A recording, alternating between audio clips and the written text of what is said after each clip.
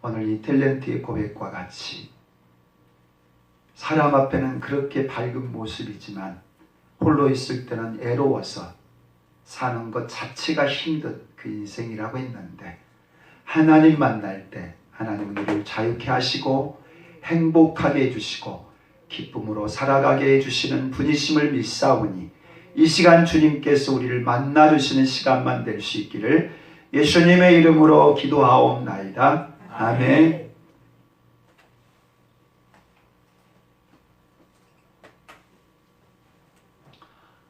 코로나와 전쟁이 계속되고는 있습니다. 그렇지만 코로나 이후의 세계에 대한 여러 전망들이 나오죠. 그 중에서 이스라엘 외교 전략연구소라고 하는 곳이 있는 모양인데, 거기에서 전망하는 이 전망 중에 이런 내용의 글이 있습니다. 이번 사태로 세계 외교는 새로운 전환점을 맞이했다. 신속한 대응과 국민 건강을 지키는 나라가 새로운 세계 외교에 유리할 것이다 라고 그렇게 전망합니다. 글로벌 위기에서 세계는 투명성과 협업, 애교, 소통의 중요성을 더욱 인지하게 되었습니다. 그런 나라 중에 한국은 공격적인 검사와 공세적인 데이터의 공개를 통해서 이번 사태를 대응하는 데 필수적인 요소라는 것을 입증하였습니다. 많은 세계의 유수의 언론들이 이번 대한민국이 세계의 질서에 이 개편된 속에서 국가 브랜드의 가치는 상승할 것이며, 또한 외국인 투자는 증가할 것이며, 동아시아 변방에서 별로 알려지지 않았던 이 코리아가 세계를 선도하는 국가로서의 부러움의 대상이다, 그렇게 전망을 합니다. 어떤 기자는 그렇게 말하죠. 우리 스스로 후진국이라고 하는 생각을 너무 많이 하고 있는데 우리는 선진국이 이미 되어져 있고 선진국으로서의 자존감을 누려도 된다, 그런 얘기를 하고 있습니다. 물론 우리나라는 이 북한의 리스크라고 하는 북핵 위기의 문제를 갖고 있긴 합니다. 북핵 위기는 사실 2년 전에 해소될 수 있는 기회를 가졌습니다. 문재인 정부도 들어서고 트럼프 또한 이 북핵 문제를 해결하려고 적극적으로 달려들었었는데 그만 그 시기를 실기하고 만 것입니다. 김정은은 결국 절호의 기회를 놓치기 말았고, 그로 말미암아 북한은 엄청나게 어려운 그런 과정을 겪고 있습니다. 또한 김정은 또한 퇴출의 수순을 밟지 않을까, 그렇게 예상되어집니다. 더더군다나 코로나 위기까지 이제 닥쳐서 북한은 폐쇄 사회가 되었고, 그 폐쇄한다라는 것은 살 수가 없게 되었다라고 하는 것입니다. 이제 이 북한은 어쩔 수 없이 스스로 문을 열어야만 하는 그런 시점이 오고 있다라는 것입니다. 남북관계 속에서 새로운 전환점의 시계가 오고 있음을 보여주고 있습니다. 전환점이라고 하는 것은 지금까지의 모델이 아닌 새로운 것으로 바뀌어지는 그런 시점이라는 거예요. 그럼 지금까지 살아왔던 패턴이 아닌 새로운 패턴으로 살아야만 하는 것이 전환점이에요. 코로나19 이후의 세계도 그렇고 북핵의 위기가 이제 해소되어지는 새로운 남북관계의 문제에서도 새로운 전환점의 시기로 가고 있음을 이번 총선 결과도 보여주는 것이고, 이 코로나의 위기가 우리에게 보여주는 것입니다. 그런데 우리가 살펴보는 사도행전 8장도 새로운 전환점을 보여주는 그러한 시작점을 알려주고 있습니다. 1장부터 7장까지 내용은 예루살렘과 유대가 중심되었던 그러한 성경이었어요. 그런데 8장으로 넘어와서 사마리아라고 하는 것이 등장을 합니다. 그러면 지역적으로만 예루살렘이라고 하는 곳에 있다가 사마리아라고 하는 지역으로만 바뀌어진 게 아니에요. 지금까지 예루살렘의 주역은 12사도, 예수님의 12제자들이었어요. 그런데 이제 그 전도의 주역이 7명의 전도자로 넘어가는 거예요. 그것이 7장에 나온 스데반이고 8장에 나오는 빌립이에요. 12 사도 중심에서 이제 집사라고 하는 이 평신도 지도자로 넘어가는 거예요. 그리고 이들이 장차는 사도 바울로까지 넘어가는 겁니다. 또 지역적으로 예루살렘을 중심으로 했었던 이 유대교회가 사마리아 교회로 넘어가고 이제는 더 안디옥이라고 하는 이방인 교회로 넘어가게 되어집니다. 뿐만 아니라 유대 역사에서 사마리아라고 하는 지역은 철천지 원수요 또한 짐승같이 여기는 그런 지역이었어요. 그러니까 이 유대라고 하는 사회에서 사마리아라고 하는 지역으로 넘어간다라는 것은 지역적으로 넘어가는 그런 의미를 떠나서 원수와 같고 적대시하는 짐승처럼 여겼던 그러한 사마리아를 향해서 간다라는 거예요. 그런 장벽을 넘어간다는 거 쉽지 않아요. 습관 하나 바꾼다는 거 쉽지 않아요. 지금까지 살아왔던 삶의 패턴 하나 바꾸는 거 쉽지 않아요. 내가 잘못된 습관인 줄 알면서 그거 끊는 거 쉽지 않잖아요. 그런데 개인적인 차원이 아니에요. 국가적인 차원이고 사회적인 집단 모두가 생각하고 있는 그런 관계를 뛰어넘는 거예요. 예를 들면 북한 용서하는 거 쉽지 않는단 말이죠. 일본 사랑하는 거 쉽지 않아요. 그런데 그런 식의 사회를 넘어서 문화를 넘어서 그 장벽을 넘어서 간다 이런 뜻이에요. 이게 오늘 본문에 나오는 이 사마리아예요. 5절 보면 빌립이 사마리아 성에 내려가 그리스도의 백성에 전파하니 드디어 사마리아 성의 복음이 전파되기 시작했다라는 거예요. 물론 빌립만 가는 게 아니라 예루살렘에 박해가 일어나고 박해를 통해서 수많은 사람들이 흩어져 가면서 이루어진 일이죠. 그런데 이것은요 이미 사도행전 1장에 예언되었던 내용이죠. 같이 한번 읽어볼까요? 오직 성령이 너에게 임하시면 너희가 권능을 받고 예루살렘과 온 유대와 사마리아와 땅 끝까지 이르러 내 증인이 되리라 하시니라. 아멘. 누가 하신 얘기예요? 예수님이. 언제 하셨어요? 하늘로 올라가시면서. 이게 마지막 유언처럼 남겨주신 얘기죠. 무슨 얘기입니까? 성령을 받아야 되고 성령을 받게 되면은 너희가 내 증인 된다 얘기를 해요. 그런데 지명이 지금 너희가 있는 곳이 예루살렘인데 이 예루살렘에서 머물러 버리지 않고 어디로 가게 된다? 유대와 사마리아를 가게 될 것이다. 그리고 사마리아를 지나는 장차 온 세계 땅 끝까지 가게 된다. 할렐루야. 초대교회가 성령 받아 이렇게 이루신 줄로 믿습니다. 아멘. 그러니까 그들이 성령 받아서 예루살렘을 지나 사마리아를 지나 땅끝까지 가야 했던 것이에요. 그런데 그들은 사마리아로 갈 생각을 하지 않고 있었어요. 그들은 예루살렘을 떠나려고 생각을 하지 않고 있었어요. 여기가 조사오니 하면서 3,000명이 되고 5,000명이 되더라도 그들은 그 예루살렘을 떠나지 않고 있었던 거예요. 그러니까 하나님께서 사울이라고 하는 박해자를 통해 가지고 그들을 채찍으로 내리친 거예요. 그들을 매로 때리신 거예요. 그러니까 박해를 받으니까 어떻게 해요? 도망을 칠 수밖에 없잖아요. 그래서 피신하여 간 것이 바로 유대 땅이요 사마리아 땅이었다라는 겁니다. 어찌되었던 박해를 통해서 갔든지 어떻게 갔든지 간에 예수님께서 말씀하신 대로 사마리아 지역까지 가게 되었다라고 하는 것입니다. 하나님이 사명을 감당하지 않으면 이렇게 채찍을 내리칠 때가 있어요. 하나님 분명히 말씀을 하셨는데 가라고 했는데 가지 않고 머물러 있는 거예요. 그러니까 말을 안 듣니까 어떻게 돼요? 채찍을 내리치실 수밖에 없어요. 그렇게 해서라도 하나님 흩으신다라는 거예요. 그래서 지금 이스라엘 백성들이 또 이 예루살렘에 있었던 성도들이 흩어져서 사마리아에 가게 되었다라는 겁니다. 자, 12절 말씀. 빌립이 하나님의 나라와 예수 그리스도의 이름을 전도해서 그들이 세례를 받았더라 라는 얘기가 나와요. 뭘 받았다고요? 세례 받았대요. 누구를 믿어서? 예수 그리스도를 믿으니까. 그러니까 예수님을 전도받아서 예수님을 믿게 되니까 당연히 세례를 받았다 라는 얘기죠.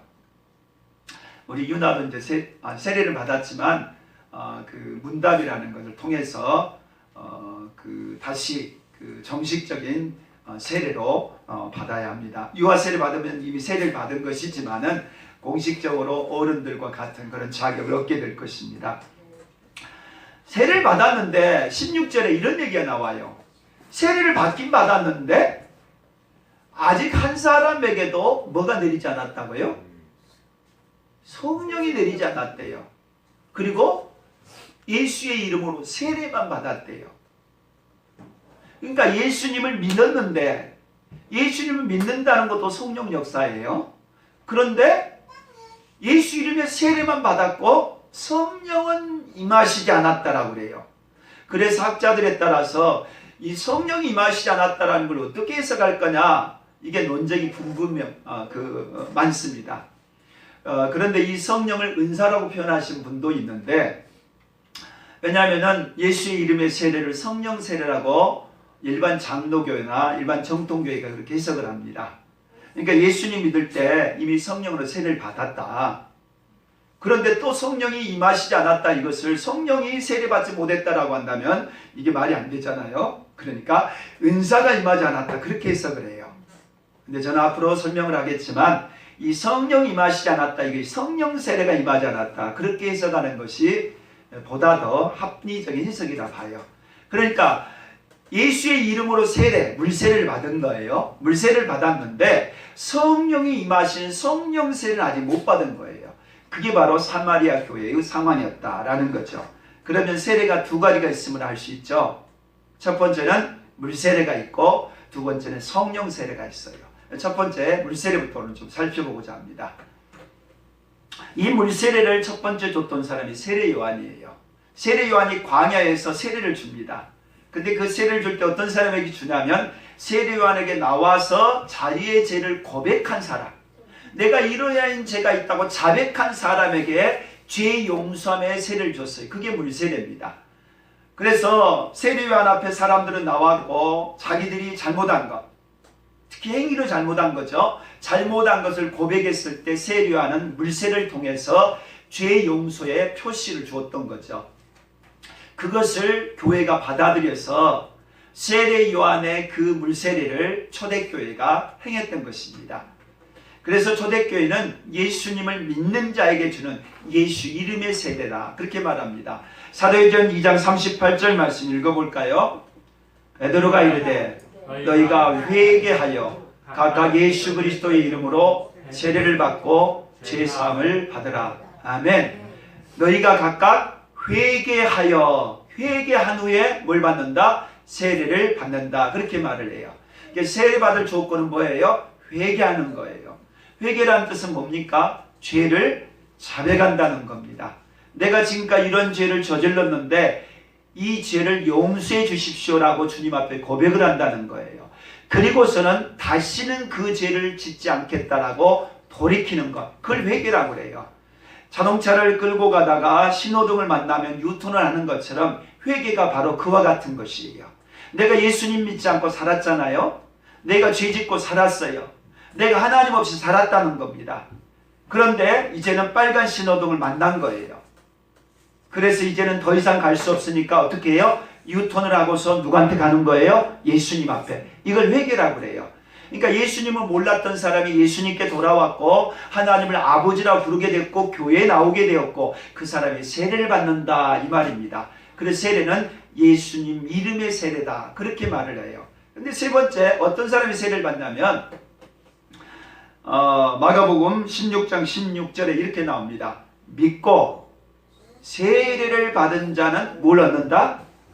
구원을 얻는다. 다시 한번요. 믿고 세례를 받으면 뭘 얻는다? 구원을 얻는데요.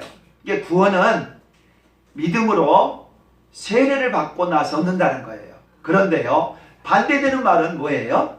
믿지도 않고 세례도 안 받으면 구원을 못 받는다. 그것이 반대되는 말이죠. 근데 어떻게 표현을 해요? 믿지 않는 자는 구원을 받지 못하고 정죄받는다, 그렇게 말을 해요. 이상하잖아요? 믿고 세례 받으면 구원 받는다고 했으니까 반대되는 말은 믿지도 않고 세례도 안 받으면 구원을 못 받는다, 그렇게 말을 해야 되잖아요. 근데 그렇게 말하지 않고 믿지 않으면 구원을 못 받는다, 그렇게 말해요. 그럼 구원받는다는 것은 세례에 있어요? 믿음에 있어요? 믿음에 있어요. 다시 한번요. 구원을 받는 것은 세례가 아니고 믿음이에요. 그런데 왜 세례를 받으라고 하느냐? 그것은 우리가 믿는다라고 하는 것을 외적으로 나타낼 필요가 있는 거예요. 교회라고 하는 공동체 안에서 이 사람이 믿구나, 예수님을 믿는다라고 하는 것을 표시하는 방법이 세례라는 거예요. 그래서 믿는 자에게 세례를 주는 거고, 세례 받은 사람은 믿고 있구나, 그러니까 구원받았구나 라고 이렇게 인정해 주는 거예요. 그렇지만 믿음은 세례처럼 밖으로 드러나요? 안 드러나요? 안 드러나요. 마음속에 있기 때문에 안 드러나는 거예요. 세례는 밖에 사람들에게 드러나기 때문에 드러나요. 그러니까 세례 받았다고 해서 항상 믿는다고 할 수 있다 없다? 없어요. 그러니까 세례 받았다고 해서 구원받았다고 말할 수 없다는 거예요. 왜냐하면 믿음이 있는지 없는지는 그 사람과 성령과 하나님만이 아시는 거거든요. 그러니까 그 사람 안에 믿음이 있으면 내가 세례 받겠습니다라고 말을 했고, 그 세례를 줬을 때 저 사람이 구원받은 사람이구나, 우리 그렇게 인정해 줄 뿐이지 우리가 인정한다고 해서 그 사람이 천국 가느냐? 그건 아니라는 거예요. 하나님이 인정해 줘야 된다라는 거죠. 그러기에 이 세례는 교회의 기초예요. 그래서 교회의 입문을 하려면, 교회의 성도가 돼야 되면 반드시 세례를 받아야 돼요. 그래서 초대교회는 예수님을 믿고 예수님의 말을 믿고 세례를 받아 하루에 3,000명이나 교인이 늘었다. 초대교회가 세워졌다는 겁니다. 그러니까 교회가 세워졌다는 뜻은 뭐냐면, 정식적인 세례를 받고 내가 이제는 교회의 멤버가 되었습니다 라고 하는 것입니다. 그래서 세례를 받을 때는 교회 앞에, 교인들 앞에 공개적인 신앙을 고백을 합니다. 나는 지금부터 예수님을 믿겠습니다. 그리고 교회의 치리에 복종하겠습니다. 나는 죄와 또 이런 어떤 하나님 말씀에 불순종하는 것을 더 이상 행하지 않겠습니다 라는 고백을 해요. 물론 손을 얼고 맹세로서는 그냥 서약합니다로 끝나는 거지만, 사실 그 서약 속에서는 우리가 더 이상 죄 짓지 않고 살겠습니다, 나는 예수님 믿고 살겠습니다 라고 하는 그 약속이에요. 그 서약이라는 거예요. 그게 세례입니다. 그러기에 이 세례는 거듭난 자가 받습니다. 베드로전서 1장 23절 같이 읽어봅니다. 너희가 거듭난 것은 썩어질 씨로 된 것이 아니요 썩지 않을 씨로 된 것이니 살아있고 항상 있는 하나님의 말씀으로 되었느니라. 아멘. 거듭난 자가 믿는 자고, 믿는 자가 세례를 받을 수 있어요. 그러니까 거듭나야만 세례를 받을 수 있어요. 거듭난다는 뜻이 뭐냐? 거듭난 것은 썩어질 씨, 먹는 것이 아니라 썩지 아니할 씨, 그게 뭡니까? 하나님의 말씀으로 되었다고 그랬어요. 우리가 하나님의 말씀을 듣습니다. 지금도 하나님 말씀을 듣고 있고, 성경을 통해서 하나님 말씀을 들어요. 근데 그 하나님 말씀을 통해서 누구에 대한 얘기를 듣냐면 예수님에 대한 얘기를 듣는 거예요. 지금 목사님이 하시는 말씀 통해서 누구를 믿게 되냐면 예수님을 믿는다는 겁니다. 그런데 어느 날 예수님이 그냥 믿어지는 거예요. 그전에는 졸리기만 했어요. 교회에 오면은 들려지지 않았어요, 말씀이. 근데 어느 순간부터 아멘, 아멘, 그래, 맞아, 저 말씀이 진리야, 저 말씀대로 살아야, 그게 믿어지는 거예요. 되어지는 거예요. 그것을 거듭남이라고 해요. 그러니까 성경 말씀이 믿어지고, 목사님의 말씀이 믿어지고, 기도를 하면 응답될 것이라는 게, 이게 믿어지는 거예요. 그래서 거듭난 사람이 되어지는 거고, 거듭나니까 이제는 나도 세례 받아야 되겠다라고 해서 세례를 받는 것이에요. 그래서 6번째, 세례는 그리스도와 함께 죽고 그리스도와 함께 사는 것, 이게 세례예요. 본래 세례라는 단어는 침례라고 하는 것이 원어적이에요. 침례는 뭐냐면 물속에 들어갔더니 나오는 것이 침례라고 그래요. 그러니까 물속에 퐁당 들어갔다 나오니까 이것은 예수님이 무덤 속에 들어갔다가 나오는 것과 같은 뜻이에요.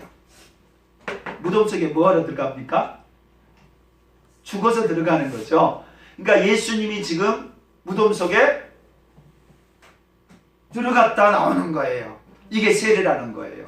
그러니까 침례라고 하는 뜻은 물속에 잠겼다가 나오는 것, 무덤 속에 들어갔다 나오는 것, 죽었다가 다시 산 것, 이게 세례의 원뜻이에요.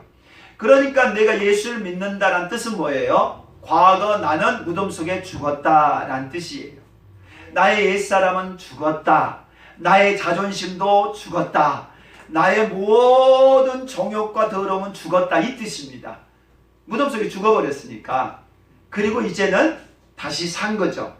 부활하신 예수님처럼 다시 살아나는 것, 그 뜻이에요. 그래서 예수님과 함께 죽고 예수님과 함께 사는 것, 이게 세례의 뜻이에요. 물속에 들어갔다 나오는 것 대신에 우리가 머리를 찍어서 바르지만은 머리 찌른 바른 행위를 통해서 나는 죽었다. 이제 옛사람은 죽었고 부모님으로부터 태어났던 과거의 나는 죽은 거다. 이제부터는 하나님의 자녀로서 새 인생 살겠다라는 그런 다짐이자 고백인 줄로 믿습니다. 근데 왜 세례 받았는데 변화가 없어요? 세례 받은 거나 안 받은 거나 별 차이 없이 사는 건 왜 그래요? 우리가 그 세례 때 진짜로 안 죽으니까 그래요. 근데 어느 때 진짜 죽을 수 있어요? 박해를 당하거나 엄청나게 어려움을 당하거나 정말 큰 위기 속에서 내가 예수님을 믿고 세례를 받았을 때는 진짜 이런 순간이 와요. 왜냐하면 진짜로 죽는 순간이 왔잖아요. 근데 그 죽음에서 자기가 살아났잖아요. 그러니까 그 사람의 생애는 완전히 터닝 포인트가 되는 거죠. 우리에게도 이런 변화가 있기를 축복합니다. 그래서 예수님의 이름의 세례는 성부, 성자, 성령의 이름으로 세례를 받습니다. 그러므로 너희는 가서 모든 민족으로 제자를 삼아 아버지와 아들과 성령의 이름으로 세례를 베풀고, 이게 바로 예수님 이름의 세례입니다. 그러니까 내가 예수님을 믿는다라고 한다면 목사님이 교회 안에 신앙을 고백하게 만듭니다. 맹세를 통해서. 그리고 난 다음에 머리에 물을 찍어 바르면서 성부와 성자와 성령의 이름으로 물세례를 주고 끝나는 겁니다. 그래서 물세례는 구원받은 성도의 세례다, 그렇게 말할 수 있어요. 그러니까 물세례를 받는다는 것은 BC와 AD로 인생이 바뀌어지는 걸 말해요. 구원받기 전의 내 모습과 이제는 구원받아 새로운 인생으로 살게 된 것, 이게 구원받은 세례, 물세례예요. 이 물세례를 받은 사람은 이제 더 이상 과거 속에 살면 안 되고 새로운 인생 속에 사는 자다, 이런 뜻이에요. 그럼 성령 세례가 뭐냐? 그 대표적인 사람이 사도 바울인데요. 이게 물세례와 성령 세례가 같이 등장을 하는 경우가 사도 바울이에요. 사도 바울은 먼저 성령을 받아요. 성령 체험을 하여요. 그리고 나와서 물세례를 받습니다. 그런데 오늘 사마리아 교회는 거꾸로 됐어요. 사마리아 교회는 빌립을 통해서 물세례를 받았어요. 그런데 아직 성령 세례를 못 받은 거예요. 성령이 임하시지 않았어요. 그래서 사도들이 와서 기도를 했더니만은 성령이 임하셨다, 성령 세례를 받았다, 이 뜻이에요. 그러니까 성령 세례가 있다라고 하는 뜻입니다. 성령 세례가 뭐냐 이거죠. 잘 안 들어본 내용이죠. 예, 좀 어려운 내용입니다만은 오늘 이 성령 세례에 대해서 살펴보겠습니다. 성령 세례는 누가 약속하셨어요? 예수님이 약속했어요.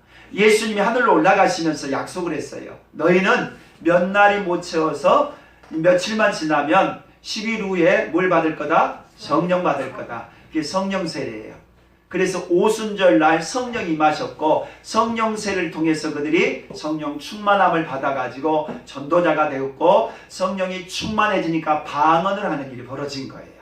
그게 성령 세례의 증거. 그래서 오순절 날 성령이 임하셨어요. 두 번째는 예수님이 기도하실 때 예수의 이름으로 온다고 그랬어요. 그래서 그가 곧 성령으로 세례를 베푸는 이인 줄을 알라 하셨기에, 아멘. 세례 요한이 물세를 줬다고 그랬잖아요.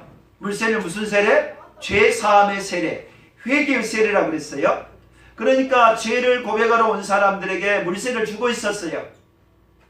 그런데 그때 나사렛에서 온 예수라는 청년 하나가 와가지고 이 세례 요한에게 세례를 받습니다. 근데 예수님은 죄가 없는 분이에요. 근데 죄 없는 사람이 세례를 받으러 오니까 세례 요한이 내가 세례를 줄 수 없다고 합니다. 그러자 예수님이 괜찮다고. 그래서 하나님이 의를 이루도록 허락을 하십니다. 그래서 예수님을 물속에 세례하고 예수님이 하늘로 그 물속에서 올라왔습니다. 그러자 하늘로부터 비둘기 같은 성령이 임하시는 사건이 벌어집니다. 물세례를 받고 올라오셨더니만 하늘로부터 성령이 임하신 성령 세례가 임하시는 겁니다. 그때 세례 요한이 예수가 그리스도인 걸 알아보았다라는 얘기가 나와요. 그리스도란 뜻은 성령으로 기름 부음을 받은 자 이 뜻이에요. 성령 세례를 받은 자, 이게 그리스도란 뜻입니다. 그런데 예수님이 물세례를 받을 때 뭐가 임했다? 성령 세례가 임했다 이 말이죠. 그러니까 그것을 봤던 이 세례 요한이 예수님을 성령으로 세례 주는 분이다 그렇게 소개를 해요. 예수님이 성령을 받았을 뿐만 아니라 이제 예수님은 그리스도로서 성령을 주시는 분, 성령으로 세례를 주는 분 그렇게 소개를 합니다. 그러니 예수님도 하늘로 올라가시면서 뭘 약속하셔요? 성령을 약속하시는 거예요. 성령 세례는 한 번 이루어졌어요. 그러나 계속적으로 이루어지는 겁니다. 무슨 뜻인가 하면은 오순절날 한 번 성령이 임하십니다. 근데 한 번 임하는 거 끝나는 게 아니라 계속적으로 임했다라는 거예요. 이는 아직 한 사람에게도 성령 내리신 일이 없고 오직 주 예수의 이름으로 세례만 받을 뿐이더라. 이에 두 사람이 그들에게 안수하며 성령을 받은지라. 아멘. 오늘 본문 사마리아 교회에 이루어진 거죠. 그런데 오순절날도 임했던 성령이 이 사마리아 교회에도 임하고 나중에 보면 고넬료 집안에도 임합니다. 다시 말하면 문화적인 경계를 넘어갈 때마다 성령이 임하신 사건이 등장을 해요. 그런데 성령이 그렇게 한 번씩 임하신 것도 나타나요. 근데 그들이 기도할 때마다 성령 충만했다는 얘기가 나옵니다. 그러니까 성령 세례는 한 번 임하지만 성령 충만은 계속 되어지고 있음을 볼 수 있습니다. 성령은 위로부터도 임하시지만 속으로도 임하십니다. 같이 읽어보겠습니다. 다 한 성령으로 세례를 받아 한 몸이 되었고 또 다 한 성령을 마시게 하셨느니라. 아멘. 성령이 두 가지 차원에서 역사하시는 거예요. 하나는 한 성령으로 세례받았다. 세례받았다는 뜻은 물속에 잠긴다는 뜻이라고 그랬어요. 그러니까 성령이 위에서부터 부어지는 거. 이게 성령으로 세례받았다는 뜻이에요. 한 성령으로 우리가 위로부터 세례받은 것. 이게 성령 세례라는 뜻이에요. 그러니까 교회 안에는 성령으로 세례받은 자가 있어야 돼요. 그런데 두 번째 뭐라고 합니까? 성령을 마셨답니다. 마시면 성령이 어디로 들어오는 거예요? 안으로 들어오는 거죠. 안으로. 그러니까 성령이 우리 안에 들어오는 상태, 그걸 성령의 내주라고 그래요. 그러니까 예수님을 믿는다는 뜻은 뭐냐면 예수님 우리 안에 모신다는 것이고 예수님이 우리 안에 오셨기에 성령이 우리 안에 내주하신 거예요.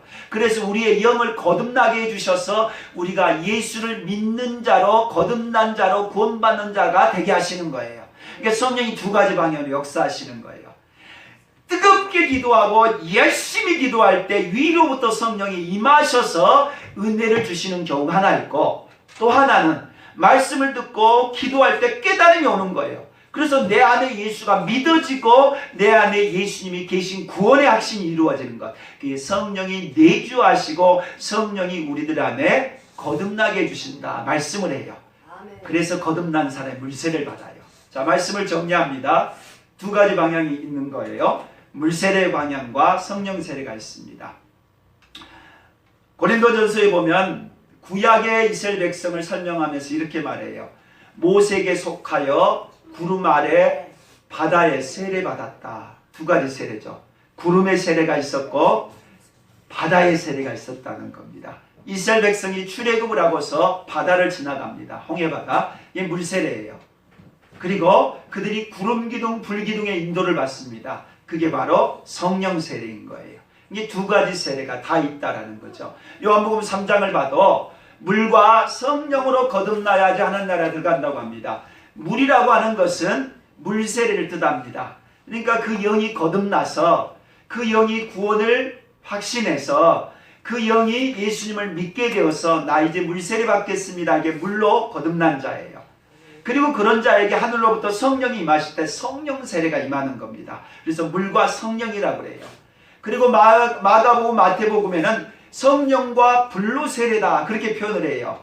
이 불세례의 의미를 여러 가지 해석을 하지만 이 두 가지 의미로 해석을 한다면, 앞에 나오는 성령은 우리가 성령으로 거듭나서 물세를 받는 거다라는 뜻으로 해석을 한다면, 두 번째 나오는 불세례는 오순절날처럼 불이 임해서 위로부터 임해서 받는 성령 세례를 뜻하는 겁니다. 그러니까 성경에는 두 가지 세례가 항상 나오는 거예요.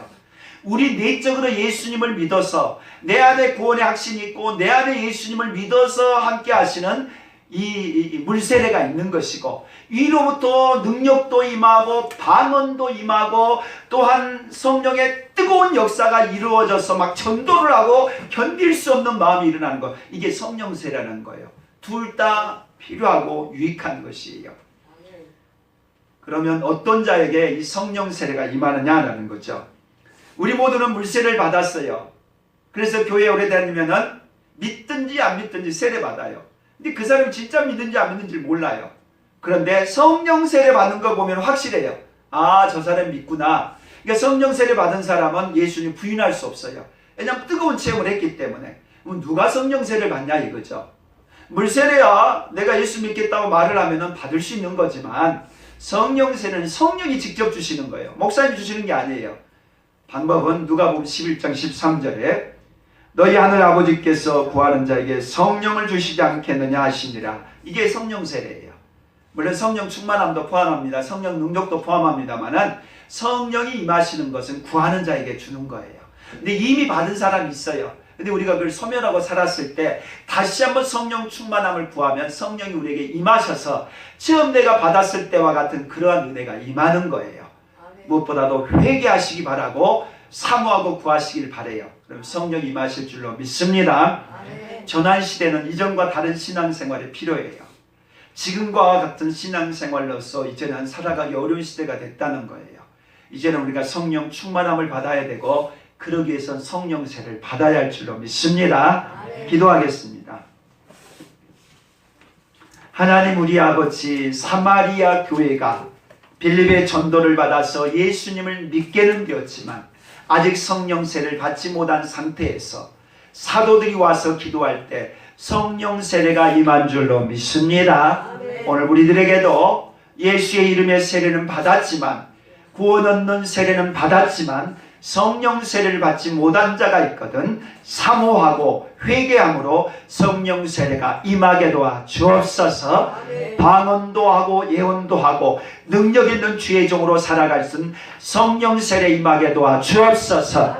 혹여 성령 세례 받았지만 성령을 거역하고 성령을 소멸하고 성령 없이 사는 것처럼 살아왔던 관계로 내 안에 성령 세례의 은혜를 소멸해버린 자가 있다면 다시 한번 은혜를 사모하고 성령 충만함으로 임하여 주셔서 다시 한번 처음의 그 은혜가 뜨겁게 임하게 도와 주시옵기를 예수님의 이름으로 기도하옵나이다.